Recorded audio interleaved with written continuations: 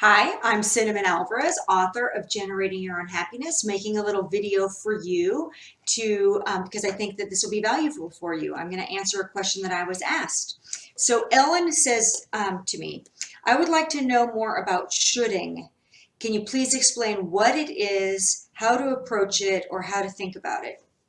So this couldn't be the more perfect time to ask me this question because, like Sally in the book, in Sally Melts Down from Shoulding, I'm in that place where I'm telling myself I should be able to get more done effectively. I should be able to make a clear, concise video. I should look professional if I'm going to be on video for you. Like all of this stuff is in my head about what I should and shouldn't do.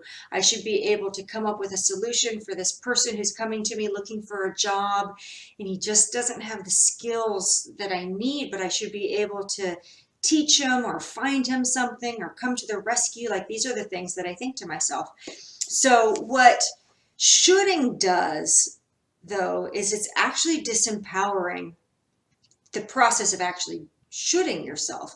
So what it is it's giving this expectation and judging and assessing yourself, thinking that or believing that. Here come my dogs to interrupt. See, the dogs should not interrupt while we're making a video.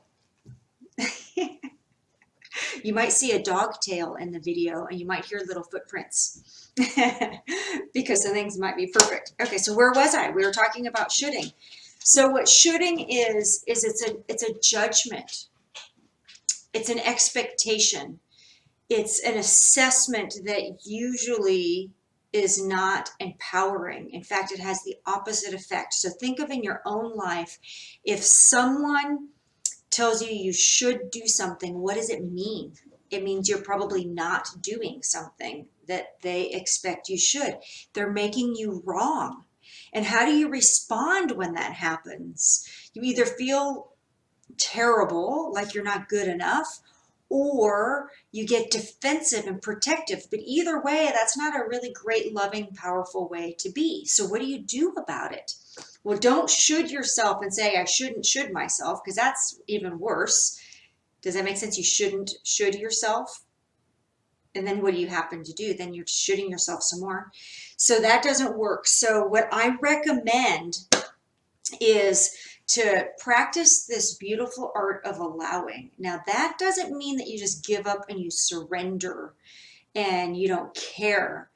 It just means to give yourself some space for being human, bring some compassion to what it is for being human.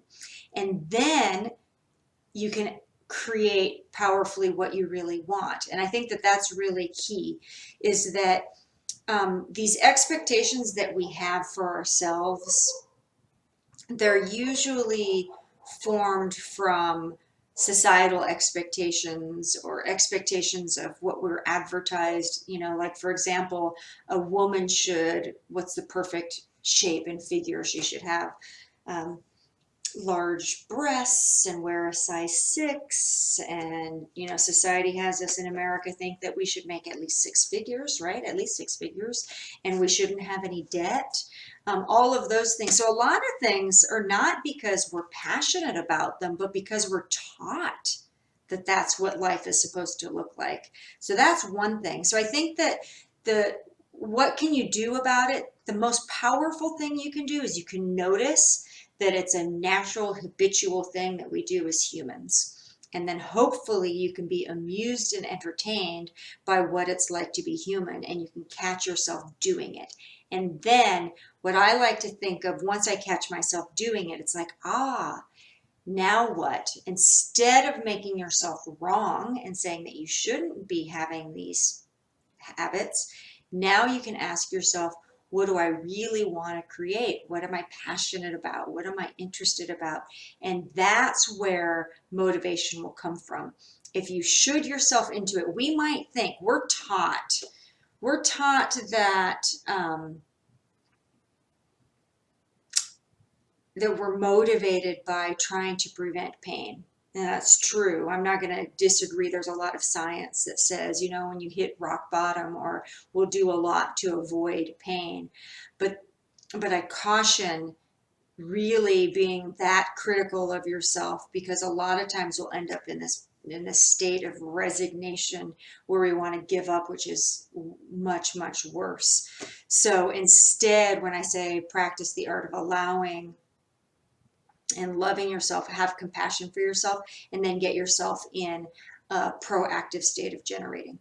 So hopefully that was clear. I think I was a little bit repetitive. I'm not going to make myself too wrong and say that I should have done a better job and we should do it again and let's make another take, because then it wouldn't be authentic. Although in my head I'm still wishing it should have been better. It should have been perfect. Maybe I should have scripted it for you instead. So we're going to end it this way. I am going to find a couple of exercises from the book. Now remember, if you haven't heard these before, in the book, because I want you to get the most value out of it and engage with the material, because there's a difference between knowing it and actually putting it to practice in your life. You want to make this your new habit of practice. We're going to do some let's play exercises. So first I'm going to look at the exercises in chapter 4 from Sally Melts Down from Shoulding, so that you can at least start to catch. So let's play. Notice when you focus on traits you don't like about yourself. Even if it feels silly, practice self-loving and forgiving yourself for any self-criticism. What mistakes have you not forgiven yourself for? And ask yourself if you're willing to forgive. Grow from the experience and love yourself unconditionally. Give yourself permission to be happy. So I'm just going to bring this up because it made me remember an exercise from another. I want to give credit to the author, but I don't remember. It was talking about body image and the exercise that this person had us do, because I bet I'm not the only one who thinks maybe I should be thinner than I am, or stronger and healthier than I am. And so this exercise, it was amazing because I did it. Too much information, but the exercise was to stand in front of a mirror, full-length mirror with no clothes on, and apologize for everything mean you've ever said to yourself. That was pretty crazy exercise. So in my book, I'm just telling you to start noticing these expectations and how often you tell yourself you should be X, Y, or Z. Okay, and then I'm going to skip a couple of these other exercises, and we're going to go to the next chapter. I wonder if I gave you the wrong order. Oh yeah, I did. Should we do it over again? Okay, so that was not from that chapter. That exercise was from Unconditional Love.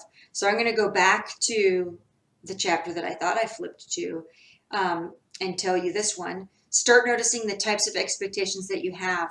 Oh, this is good.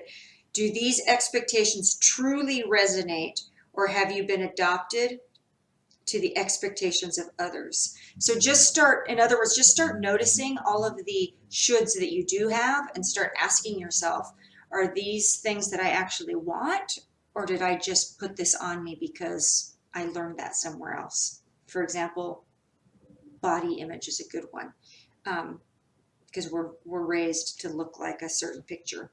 And pay attention to how often you use these words: I should, I need, I have to, or in order to, like I need to make enough money in order to retire, because why? Because you should, right? Or if I only had enough money to pay off the debt, then. That's also a should type of experience. Then after you do that exercise, now I'm going to give you a different exercise from the next chapter, chapter 5. And I want you to ask yourself what you ultimately want.